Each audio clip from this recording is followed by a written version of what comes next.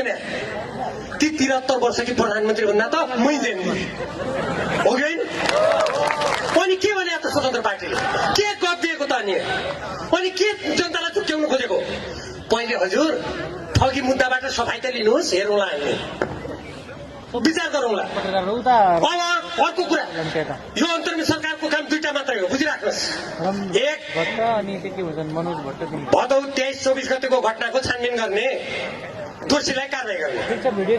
हाम्रा शासन प्रशासनका केन्द्र जलेका छन्, निर्दोष व्यक्तिका घर जलेका छन्, कतिपय व्यापार व्यवसायीका पसल जलेका छन्। राजनीतिको नाममा के त्यही हो त? अहिले हामीलाई रिस उठ्यो कुनै काङ्ग्रेससँग, धर्म गरेर जलाइदिने घर, त्यही हो हाम्रो प्रजातन्त्र? कदापि होइन। राजनीतिक सङ्घर्ष हुन्छ, तथ्यको आधारमा राजनीतिक खण्डन हुन्छ, तर कसैको घरमा आगो लगाएर उनका सन्तानलाई बिचल्ली पार्ने काम कुनै पनि सभ्य राजनीतिले गर्न सक्दैन। तर यो देशमा भयो हो, त्यसको छानबिन गर्नु पर्यो सरकारले, दोषीलाई कारवाही गर्नु पर्यो। हजारौं गोलीहरू लुटेका छन्, घातक हतियार लुटेका छन्, त्यो हतियार र लुटेका गोली बरामद गर्नु पर्दैन सरकारले? राज्य के हो? कयौं कैदीबन्दी फरार भएका छन्, तिनलाई कानूनको दायरामा ल्याउनु पर्दैन?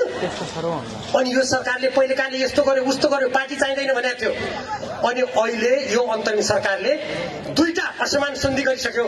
एउटा सुपुर्दगीसँग सम्बन्धित पारस्परिक कानूनी सहायता, जसले दुई देशका भारत र नेपालका कानून व्यवसायहरू एक अर्काको अदालतमा